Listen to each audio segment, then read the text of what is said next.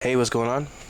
My name is Koda, and I am the YouTuber that you are watching currently. Recently, I've been getting a little more traction on my build, which you will see right here is a LS Swap 350Z.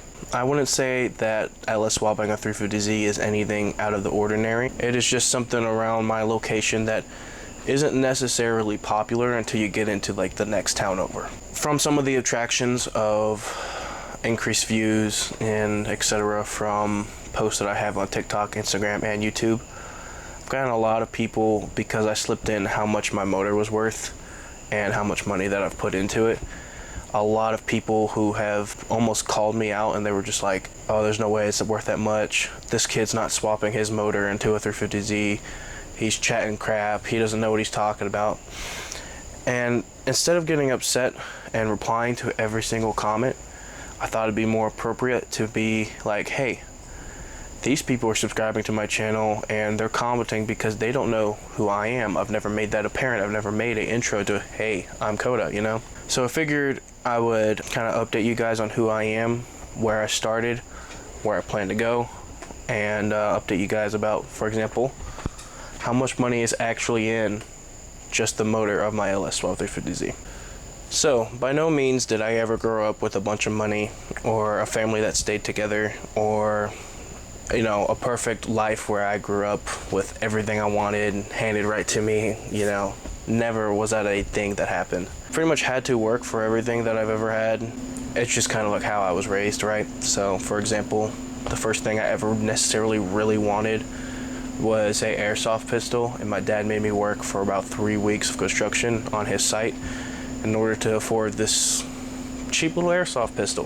When it came to wanting an Xbox, he was building a farm and he had a bunch of dirt brought in by a truck. I had to shovel at least 10 buckets by morning and 10 buckets by night. Keep in mind I was like 5 or 6 at the time. And I had to do that for about 2 weeks, 3 weeks going on to even get this $70 Xbox.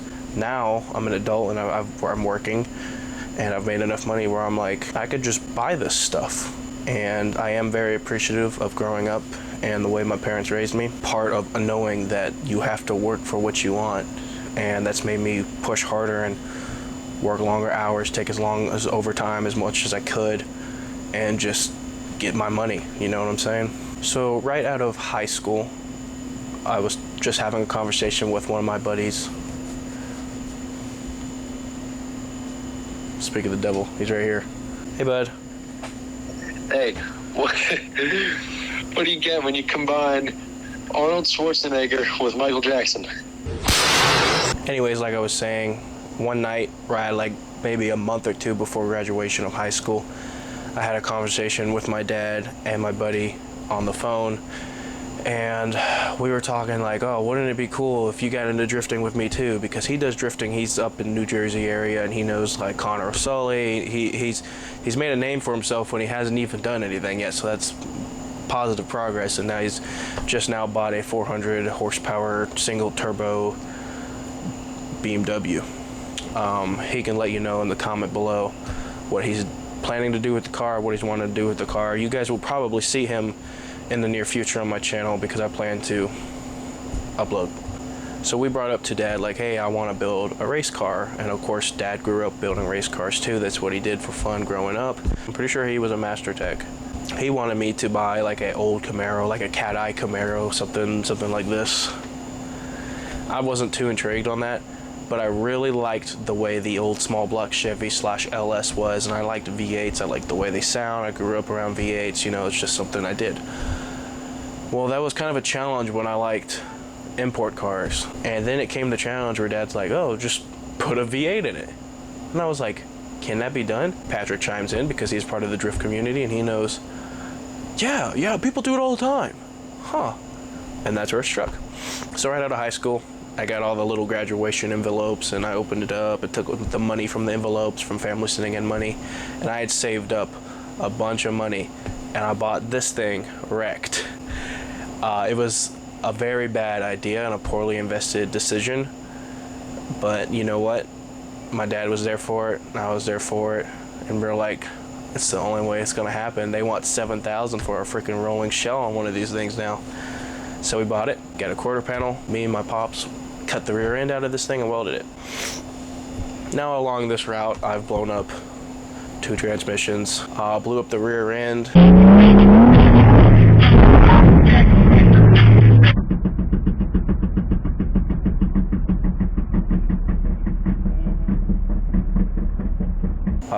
The car's blown up a lot. But because of that, and I knew I was going to eventually LS swap it, it's got 1200 horsepower custom made axles by Driveshaft. It's got a upgraded diff. It's got a studded diff.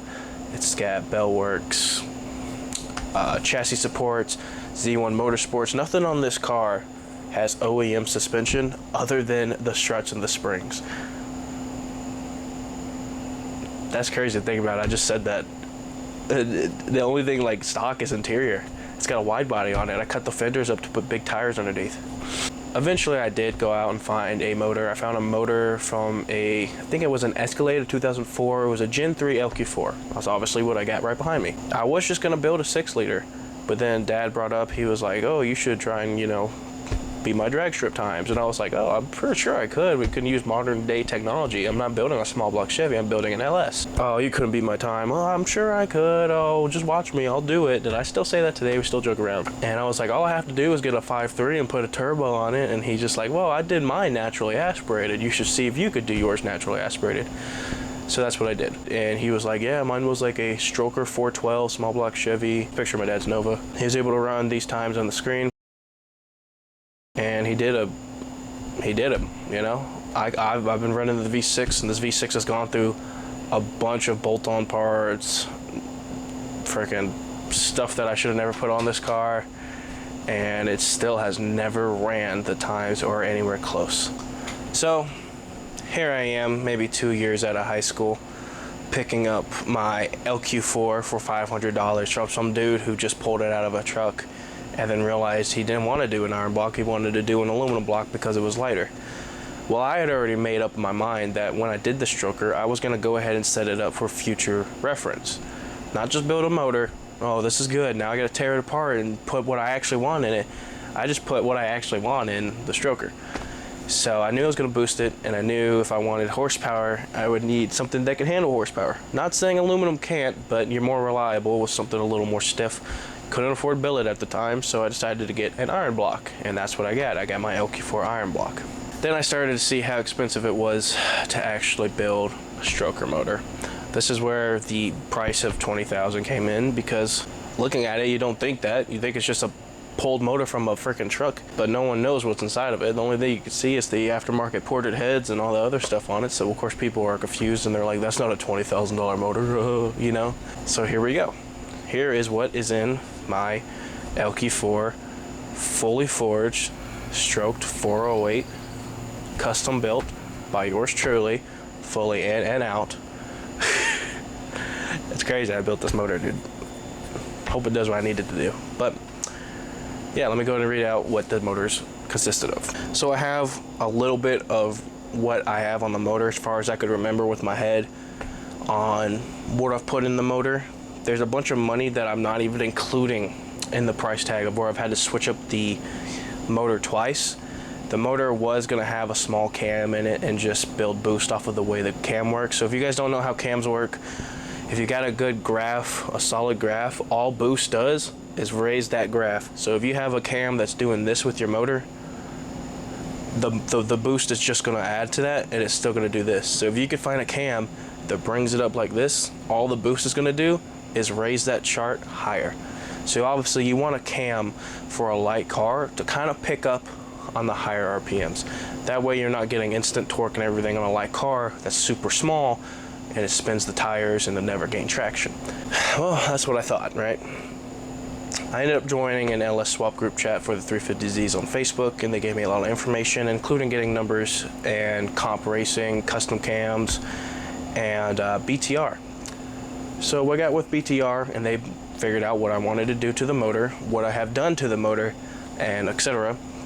And they built me a custom cam. So I had to pull the entire motor apart, do everything over again, redo push rod length, redo rocker arm check, change out my springs, everything, the whole nine works, I've had to do twice.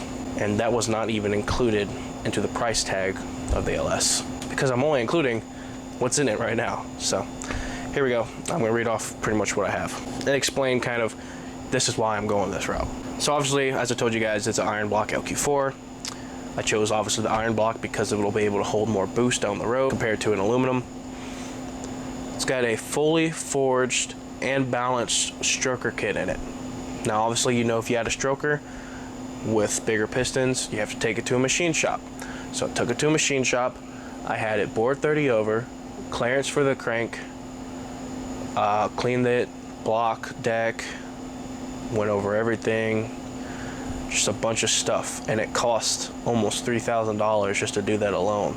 Then I decided, hey, let me do main studs. Let me make sure that the crank can handle boosts, so we're gonna do studs instead of bolts. So we got some ARP studs, and then we're like, oh, well, we need to, since we're already here, get the motor line board, because you don't know if you use studs over the bolts that normally come with it, it moves the crank a little bit, it moves those main caps. So then you gotta get a line board for the studs. So that's what I had to do. Obviously add to the money, the amount of money I spent on it. The fully forged kit included a Texas Speed 4-inch crank, K1 6.125 H-beam rods, Wiseco 30 over pistons. We've used Wiseco for all the dirt bike rebuilds we've done. I just figured why not? Wiseco's been good to me so far. Use Wiseco. It's got a 20 disc piston. This is just a scoop so that in the combustion chamber, when you add boost, air, and fuel, there's a lot more room for it to make more power and picks up boost easier than would you like a flat top piston. And the whole motor is using, I'm pretty sure, just Cleveite bearings. As far as clearances go, I think it's 0.02 on all the main bearings and all that stuff. It's pretty much in spec of what it needs to be a race car. So we had to get that figured out. We had to change bearings out and all that stuff. Like I said, the machine shop decked it, cleaned it, bored it 30 over, clearance for the crank, studded the crank, had it line honed, piston ring set for naturally aspirated, and painted the block, and did the oil dumbbell replacement. The oil dumbbell is just something that goes in the back of the block by the rear cover. With the current setup, it has BTR 660 honeycomb springs and a custom cam for the 408. I'm not gonna get too much of that. Expensive. F-body accessory drive, so this is pretty much LS1 accessory drive, so water pump, alternator, power steering, had to get a power steering kit, you know, all that stuff. What's going on the motor is what I'm going to explain. So power steering using the 350Z AC compressor, so all these things required ICT brackets that have to be placed on here to accompany some of the stuff that the 350Z requires and move some stuff around so that it fits inside the engine bay. So those parts are onto the motor, had to do that. It's got an ATI dampener. That's what's on it right now. I'll get some cinematics of it. It is for an F-body, obviously, because if I'm using an F-body drive, I need to have an F-body ATI dampener. ATI dampeners by themselves are extremely expensive, but I figured if I'm going to do boost and stroker, I need the best of the best, so that's where I was going. And it even comes with the extension of the AC adapter, so if I'm going to run AC, it's got to have a extra plate on it for AC and extra pulley for AC. So that was a little more money, but you know, gotta have AC, it gets hot here. OEM LS3 rocker arms with the trunnion upgrade, improved racing windage tray. So for the ISR swap kit, that's kind of what I'm using.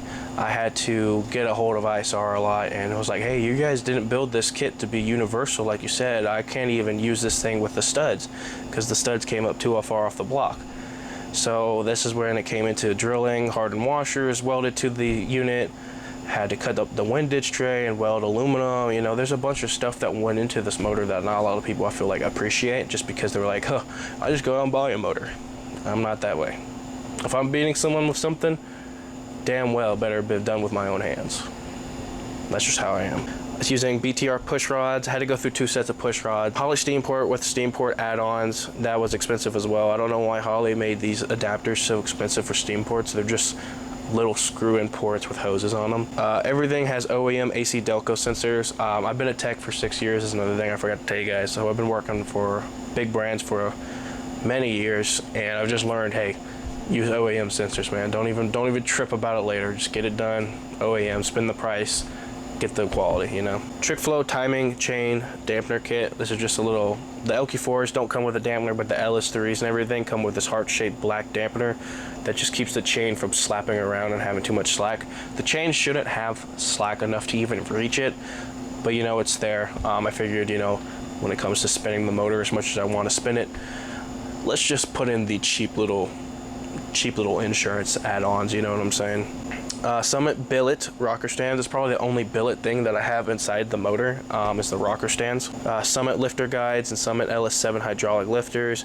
Flowtech ported LS3 heads. The heads were on the cheaper side of heads, but if you guys have never bought aftermarket ported heads, they're still very expensive. I could have easily gotten away with maybe running some Cathedral heads, but I wanted to run RecPort, so I had to switch up the whole system for RecPort. I had to get board gaskets, so MLS gaskets, ported LS3 intake, crate motor LS3 throttle body, so everything's OEM, so obviously OEM's going to get expensive. Custom injectors, I had to go to fuelinjectors.com or something and get some custom injectors ordered for what I'm trying to get and the flow rate for it. Everything in the motor has ARP bolts, including the heads, the exterior main caps, even the bolts that are holding in the front and rear cover, holding the flywheel on, everything. It's got a Melling high volume pump. There's a bunch of Melling pumps. This one was more specific to what I wanted, and it was more, for some reason, not acquirable. So I had to pay a little more money from Michigan Motorsports or whatever it is and get this one. They have a lot of stuff for LS1 there, and a lot of stuff that you don't see on the shelf at these bigger name brands. And so yeah, it was a little harder to grab that, but I ended up paying a little more money than I would just a normal high volume and pressure pump, because I didn't want pressure yet, I want a high volume. And that added a blue spring to it, which just increases the volume even more. ISR trans to LS adapter kit. I took off a little bit of money here, but this includes the flywheel, the pilot bushing, the bolts, and the stuff that's required to clearance the block to adapt to the 350Z 6-speed manual transmission, which would be the CDO9, which is what I'm using inside the car right now. And then the ISR swap pan. Had to do a lot, the fabrication to fix the stuff. Yeah, it's swap parts, and they're supposed to be easier to make the car easier to swap. It just wasn't my case. Maybe I shouldn't have overbuilt the motor. And I know a lot of you guys are like, no way, no way, no way. This fat kid on the screen is not paying all that money. That's cheap. For what I have built, that's cheap. If I was to go through any company to build that motor for me, it would have easily been a $25,000, $28,000 motor. Everything was done myself. Everything I had to learn. There's still stuff I forgot to mention that are on this car. I mean, I'm looking at it right now. I had to get a different adapter plate for these coils to clearance the firewall. Had to change out the oil tube. There's so much stuff that I haven't even. I'm looking at it now. Maybe I should have written it down, but I didn't. So I guess I should tell you guys what my plans are for the future and where I plan to go. So to finish it off, just make it real quick. Obviously, I told you I'm trying to beat my dad's drag strip time. Naturally aspirated stroker, and then once that's done, make it boosted. This is going to be a street/drag car. I'm just planning to have fun with it, make some videos. It would be nice to eventually gain some attraction off of what I'm doing. I like sharing and kind of having fun. The way I see YouTube, right, is a way to stay communicated with people that you were used to. So I don't know, a lot of people in today's culture, they just share Instagram reels and everything to stay together. I feel like if I go like, oh, hey, Patrick, let's go record this video, not only is it an excuse to have fun and share to people that want to do this in the future and or may have questions or just want to eat food and watch us and have fun, it's a way to stay out of a 9-to-5 job if it does take off, and it's also a way to have an excuse to be with somebody. So yeah, that's kind of how I see it. I will eventually update you guys fully on the LS swap and how far it's going. I know it's been a while since I uploaded. I think the last time I uploaded, I blew up the car. But yeah, so I know it's a little bit of a shock, and I know a lot of you, the new subscribers, have no idea why I'm here or what I'm doing. So thank you for joining. Stick with me. Again, follow my Instagram and TikTok, mainly my Instagram. I don't really post too much on my TikTok. But yeah, get this thing running. Got a harness I gotta get to, custom harness, still being made by Wiring Specialties, but we'll get to it soon. Takes time, don't have the money to dump into it like everybody apparently thinks I do. So yeah, hard work, keep it going. That's it, see ya.